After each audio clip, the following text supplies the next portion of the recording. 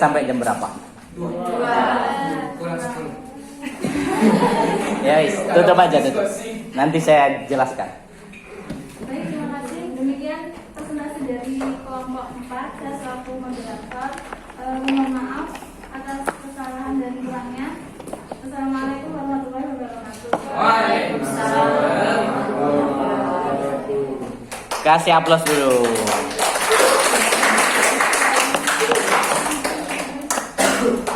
Kursinya ditarik.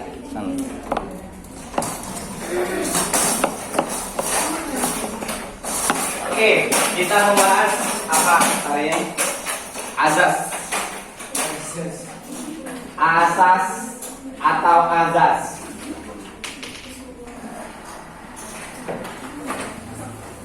Yang mana yang benar? Azas atau asas? Hak asasi atau hak azazi? Itu yang benar. Asas, ya kan? Jadi seringkali kita itu keliru di dalam mengadopsi kata-kata itu kan, biar dikira ilmiah itu kan pakai zat. Walat dole walaut dole. Oke, azas ya kan? Azas itu kalau pengertiannya itu adalah dasar, ya kan? Dasar. Misalnya apa? Landasan konstitusional. Landasan konstitusional kita adalah ya kan? Landasan konstitusional kita adalah undang-undang dasar, ya kan? Kalau landasan visional, konstitusional, paranormal. Kalau landasan paranormal apa? Setan. Landasan paranormal?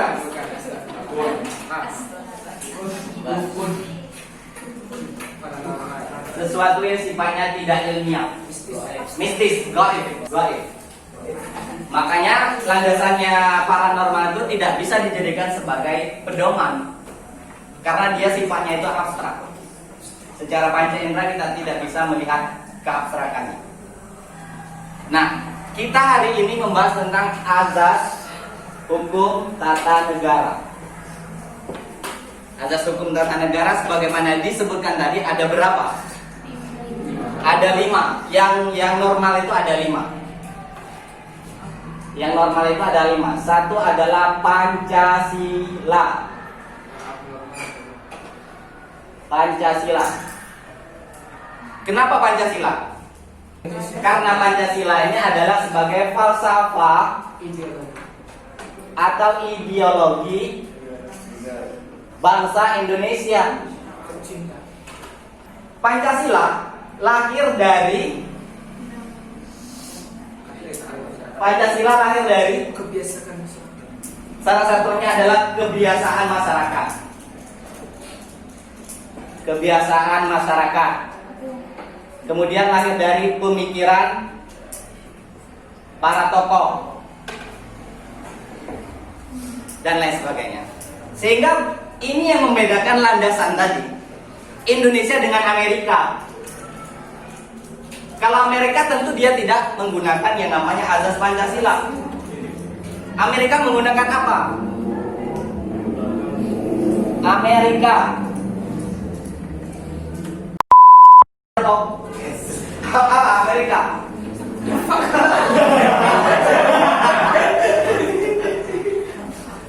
Ini Amerika ini apa? Seolah-olah negara yang adikuasa. Seolah-olah. Memang dia dari dulu itu membuat semacam apa ya?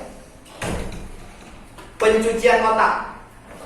Ya, brainstormingnya itu dicuci negara-negara itu agar kemudian negara-negara yang sifatnya kecil itu ditakut. Kita lihat misalnya di film-film Amerika itu, seolah-olah mereka itu apa? Hebat. Seolah-olah mereka itu adalah pejuang. Seolah-olah mereka itu memperjuangkan yang namanya kemanusiaan. Padahal tidak. Kenapa tidak? Karena apa? Karena azas yang mereka mereka anut itu ada individualis dan liberal. Masa sih dia ngomong kemanusiaan ketika azasnya itu adalah individualis? Masa sih dia ngomong kemanusiaan ketika azasnya itu adalah liberal? Gak mungkin kan? Individualis itu dia lebih kepada kepentingan diri sendiri. Begitu juga dengan azas liberal. Maka Indonesia dengan Amerika itu secara kultur kebudayaan itu jelas berbeda. Makanya kita salut dengan Pancasila karena memang lahir dari kultur, histori, budaya bangsa Indonesia.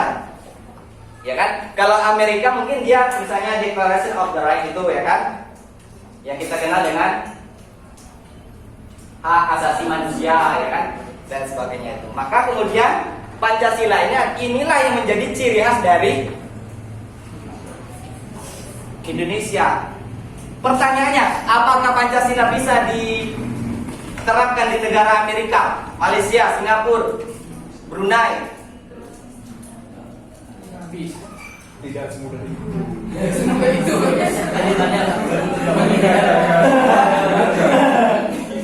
Bisa nggak? Ya bisa aja. Tapi tidak semudah itu. Ya kan, tidak semudah itu. Misalnya Cina, nggak mungkin dia akan menerapkan ini. Karena sila pertama contohnya ketuhanan yang Maha Esa. Orang Cina apakah bertuhan semua? Komunis, Ya kan? Nah, maka kemudian Pancasila ini adalah sebagai sumber, ya kan? Sebagai sumber dan dasar dari hukum tata negara. Sumber dan dasar atau asas itu selalu beriringan, tidak bisa kita memisahkan antara keduanya. Seperti saya dan kamu misalnya, ya kan, selalu harus bersatu dalam sebuah matrigali rumah tangga, misalnya, kan? Jadi harus selalu beriringan. Duluan mana ayam sama telur, kan sama aja kayak gitu pertanyaan. Duluan mana ayam sama telur? Ayam. Ya kan? Jadi pertanyaan-pertanyaan seperti itu susah untuk dijawab. Ya. Yang kedua, apa tadi? Negara hukum atau kita kenal state right, negara hukum.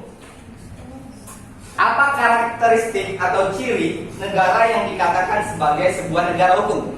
Ciri negara hukum apa? Si Nisa. Ada aturan yang mengikat. Adanya aturan yang mengikat. Yang batu.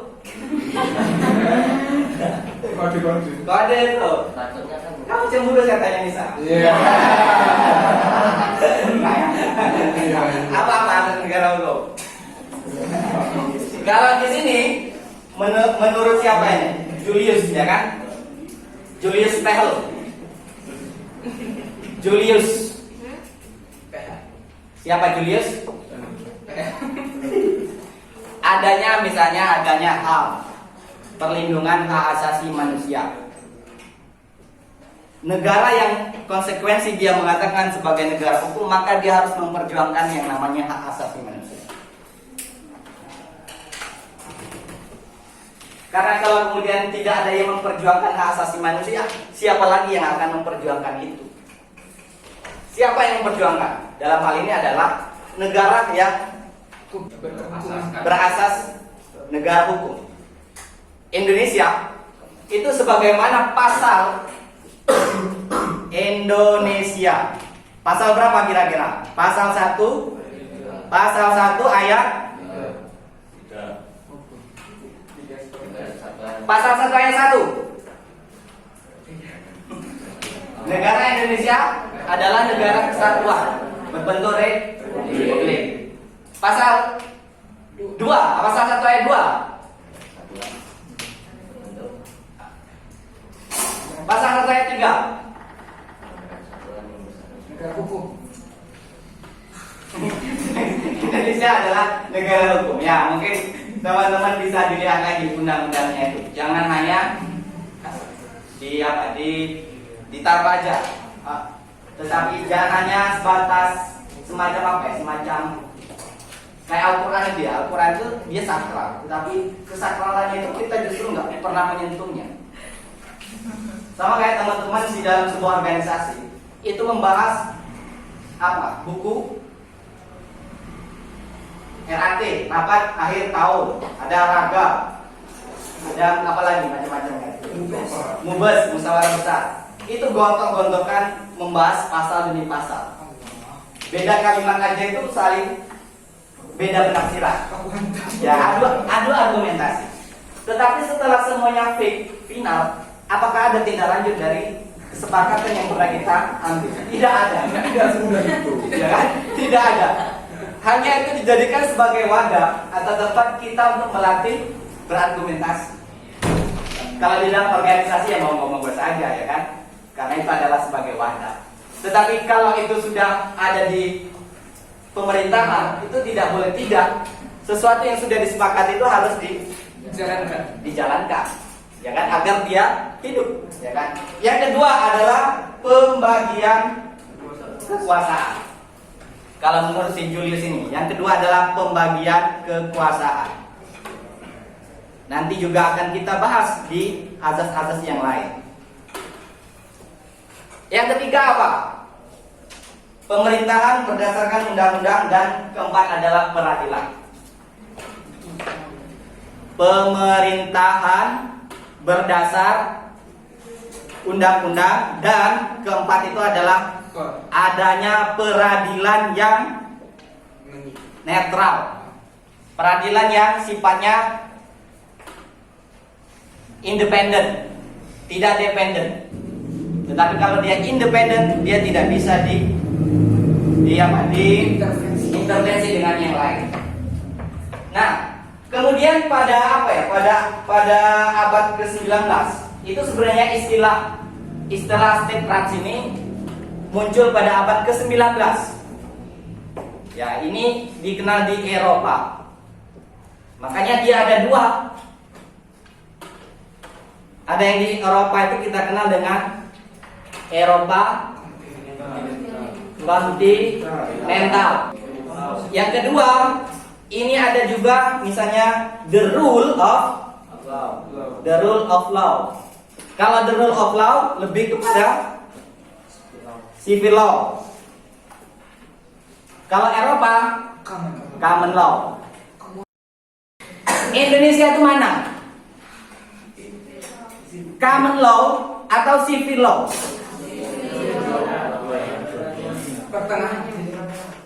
Kalau civil law lebih pada sifatnya yang administratif, ya nggak? Sedangkan common law lebih kepada sifatnya justice, peradilan. Kira-kira Indonesia itu yang mana? Biasanya Indonesia itu suka yang tengah-tengah, ya kan? Suka yang tengah-tengah. Karena tengah-tengah itu katanya netral. Padahal kita hidup itu nggak bisa netral. Kita harus punya satu pendirian. Misalnya pertanyaannya, siapa Tuhanmu? Saya netral, Pak. Enggak. Atau golonganmu apa? NU atau Muhammadiyah atau ISIS atau HTI? Netral. Kalau netral apa aliranmu? Netral. Kan? Apakah ada